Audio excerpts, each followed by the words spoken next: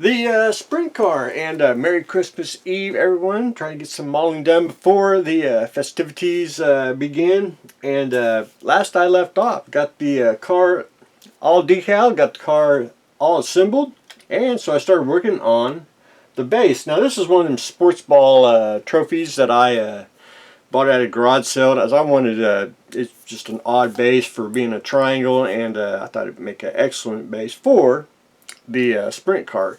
So what I've done is, for the diorama work, I took some paper mache. It's a mulch that you can buy at a craft store. Mix it with white glue, and takes a couple days for it to really dry. It's still a little wet in some spots where it's been a little thicker, but about one more day and it should be ready to be painted. I also take I mix a little kitty litter in here with a little bit of sand, a little you can buy a bunch of I want to say ballast at the hobby store, and I used to buy a couple of different bags of that and mix it, and just makes different type of groundwork.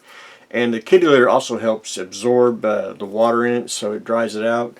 And this little combo mix, if you ever worked with paper mache or celluclay, it wants to curl up like just like a petal of a flower. Just really wants to wither up and come off. But do it this way, I've had no problems doing that. So I got everything taped off, because once I get everything painted, and then I'll be able to pull it off and have a nice straight line, and just makes a nice little base for the car. So I want to do a little dirt track, so hopefully this will be dry today or tomorrow, and then I'll be able to paint the basically an earthy dirt color, light browns, and we'll just airbrush that on. And then once I get the colors on, and then I'll go in with the I want to say pastels, pigment powders, and then we'll go and start dusting where the dirt goes, and we'll get some little clumps into the car and everything, and we'll do the fun part and start doing the weathering on the little sprint car. So we'll try to finish this up this week, or hopefully this upcoming weekend. Christmas does you get a lot of modeling done, but it also got to enjoy the festivities.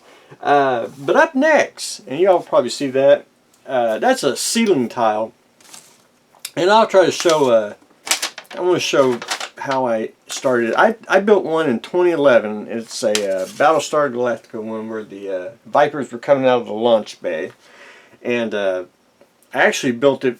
It's for permanent display at the hobby store, but I actually built it for, people could go and see, and like, hey, I want one for my business or some other type of subject matter. And no one ever looks up at the ceiling, which I'm like, man, you got a blank canvas with all the ceiling tiles. So I decided, Gundam's a real big popular thing now here, especially where I live, and it's just taking shape, and everyone's building it. So I like, well, I think the Gundam aisle of the hobby store needs a ceiling tile. So I like to draw up basically what I want to do, and it's just a rough sketch. And this has already changed twice now. I was going to do another way, and I didn't think that would look good, so I went with this way. Basically, we're taking a section of the ship, and we're going to have 3 hangar bays.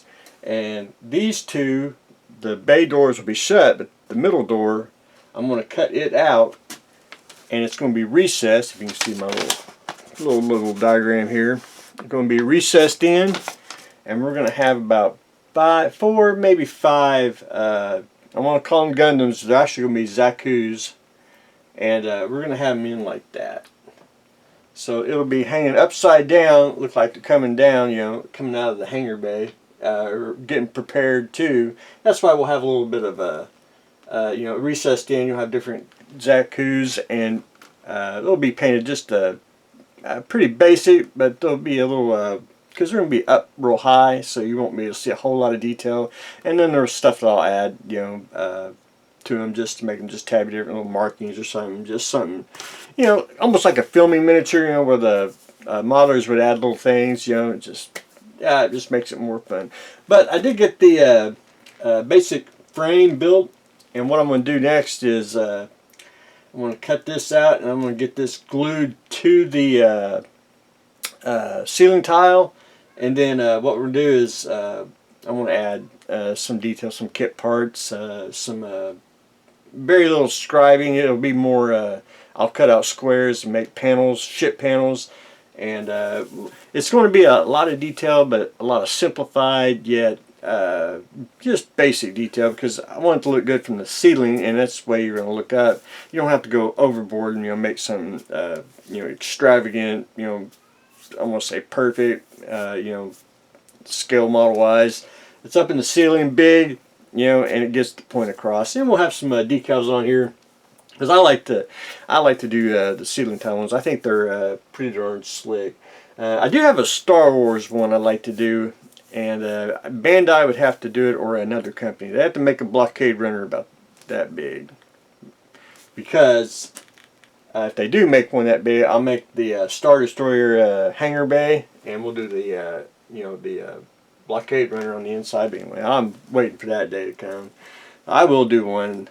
I think that would look pretty darn slick doing the hangar. But anyway, that's another topic, another subject. But anyway, the Gundam hangar bay is taking shape. So anyway, that's what I got going on today. We got festivities to begin. We'll probably do a Christmas shit update for tomorrow. What? And the assistant says Merry Christmas too. Starting the Gundam tile, and I kind of like the. I may have to get me like a big poster and put up here for the videos. I don't know. Just gives a little more pictures. Who knows? May do something different. But anyway, getting the hangar base started, and we're getting ready to paint and do some weathering and diorama work on the sprint car. So that's what I got going on today. So stay tuned. Next exciting episode.